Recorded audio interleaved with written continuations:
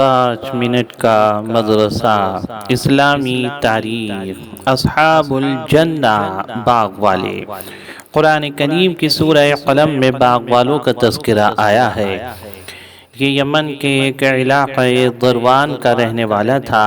اللہ تعالیٰ نے اس کو خوب مال و دولت سے نوازا تھا۔ اس کے پاس ایک بہت ہی بڑا باغ تھا۔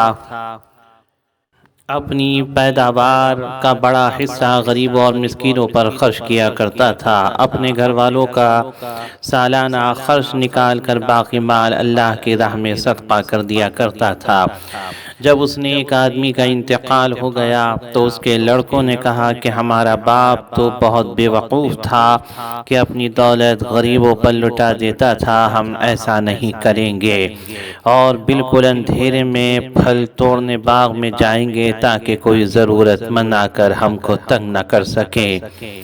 ابھی انہوں نے یہ فیصلہ کیا ہی تھا کہ اللہ تعالیٰ نے ان کے باغ اور کھیتوں کو تیز اور گرم ہوا کے ذریعے رات ہی میں جلا کر راکھ کر دیا۔ جب ان لوگوں نے وہاں پہنچ کر باغ اور کھیتی کی یہ حالت دیکھی تو افسوس کرتے رہ گئے اور اپنے برے فیصلے پر بہت شرمندہ ہوئے۔ بلا شبہ غریبوں اور مسکینوں کا حق نہ دینے والوں کا اور خدا کی راہ میں خرچ نہ کرنے والوں کے ساتھ اللہ تعالیٰ کا ایسا ہی معاملہ ہوا کرتا ہے۔ حضور صلی اللہ علیہ وسلم کا معجزہ، خط کی اطلاع دینا۔ حضرت علی رضی اللہ عنہ فرماتے ہیں کہ رسول اللہ صلی اللہ علیہ وسلم نے مجھے زبیر اور مقداد کو یہ حکم دیا کہ تم روضہ خاک ایک جگہ کا نام ہے تک جاؤ اور وہاں ایک عورت ملے گی، اس کے پاس ایک خط ہے، اس کو لے آؤ۔ چنانچہ ہم تینوں گھوڑے دوڑاتے ہوئے اس عورت کے پاس پہنچ گئے اور اس سے کہا خط نکال۔ اس نے کہا میرے پاس کوئی خط نہیں ہے۔ ہم نے کہا خط نکال ورنہ ہم تیری سخت تلاشی لیں گے۔ چنانچہ مجبور ہو کر اس نے بالوں کے جوڑے سے خط نکال کر دیا۔ اس خط میں جنگ سے متعلق رسول اللہ صلی اللہ علیہ وسلم کے خفیہ ارادے کی مشرکین مکہ کو خبر دی گئی تھی۔ بخاری۔ ایک فرض کے بارے میں ماں کے ساتھ حسن سلوک کرنا۔ حضرت ابو ہریرہ رضی اللہ عنہ سے روایت ہے، ایک آدمی نے رسول اللہ صلی اللہ علیہ وسلم کی خدمت میں آ کر عرض کیا، اے اللہ کے رسول، میرے حسن سلوک کا زیادہ حقدار کون ہے؟ فرمایا تیری ماں۔ پھر عرض کیا کہ اس کے بعد کون؟ فرمایا تیری ماں۔ پھر عرض کیا کہ اس کے بعد کون؟ فرمایا تیری ماں۔ پھر عرض کیا کہ اس کے بعد کون؟ فرمایا تیرا باپ۔ بخاری۔ ایک سنت کے بارے میں فوراً استخارہ کرنے کی دعا۔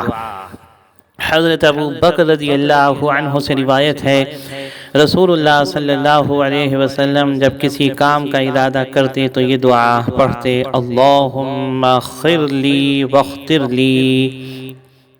ترجمہ، اے اللہ مجھے خیر عطا فرما اور میرے دل میں خیر کی بات ڈال دے۔ ترمذی۔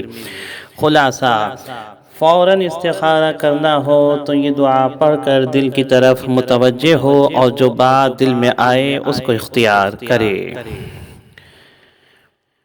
ایک اہم عمل کی فضیلت، گناہ سے توبہ کرنا۔ حضرت انس رضی اللہ عنہ سے روایت ہے، رسول اللہ صلی اللہ علیہ وسلم نے فرمایا، جب بندہ توبہ کر لیتا ہے تو اللہ تعالی حفظہ کو اس کے گناہ بھلا دیتا ہے اور اس کے اعضاء و جوارح کو بھی بھلا دیتا ہے، حتیٰ کہ زمین کے ٹکڑوں کو بھی اللہ تعالیٰ بھلا دیتا ہے، یہاں تک کہ وہ قیامت کے دن اللہ تعالیٰ سے اس حال میں ملے گا کہ اس کے خلاف اللہ تعالیٰ کی بارگاہ میں کوئی گواہ نہیں ہوگا۔ ترغیب و ترہیب۔ ایک گناہ کے بارے میں دکھلاوے کے لیے خرچ کرنا۔ قرآن میں اللہ تعالیٰ فرماتا ہے، وہ لوگ بھی اللہ تعالیٰ کو ناپسند ہیں جو اپنا مال صرف لوگوں کو دکھانے کے لیے خرچ کرتے ہیں اور نہ وہ اللہ پر ایمان رکھتے ہیں اور نہ یوم آخرت پر، اور جس کا ساتھی شیطان ہو گیا تو سمجھ لو کہ وہ بہت ہی برا ساتھی ہے۔ سورہ نساء آیت نمبر 38۔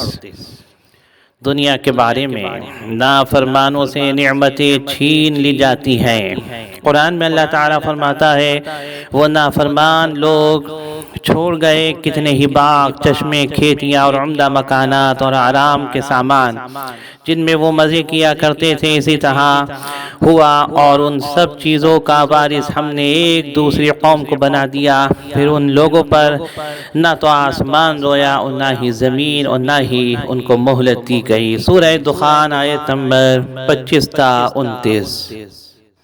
آخرت کے بارے میں ہمیشہ کی بدحالی، اللہ تعالیٰ فرماتا ہے جو لوگ بدحال ہوں گے وہ دوزخ میں ہوں گے جہاں ان کے چیخنے چلانے کی آوازیں آئیں گی، یہ اس میں ہمیشہ ہمیشہ رہیں گے جب تک آسمان و زمین قائم ہے، مگر یہ کہ تمہارے رب ہی کو کچھ اور منظور ہو۔ یقیناً تمہارا رب جو ارادہ کر لے اس پر اچھی طرح عمل کرتا ہے۔ سورہ ہود آیت نمبر 106 اور 107۔ طب نبوی سے علاج، ختنہ کے فوائد۔ حضرت ابو ہریرہ رضی اللہ عنہ سے روایت ہے کہ رسول اللہ صلی اللہ علیہ وسلم نے فرمایا 5 چیزیں فطرت میں سے ہیں، ان میں سے ختنہ کرنا ہے۔ فائدہ، ختنہ کرنے سے شرمگاہ کے کینسر، ایگزیما اور گردے کی پتھری جیسی بیماریوں سے حفاظت ہوتی ہے۔ نبی کریم صلی اللہ علیہ وسلم کی نصیحت۔ حضرت ابو ہریرہ رضی اللہ عنہ سے روایت ہے رسول اللہ صلی اللہ علیہ وسلم نے فرمایا وراثت کا علم سیکھو اور دوسروں کو بھی اس کی تعلیم دو، کیونکہ یہ آدھا علم ہے، یہ علم بھلا دیا جائے گا، امت میں سے سب سے پہلے اس علم کو اٹھایا جائے گا۔ ابن ماجہ۔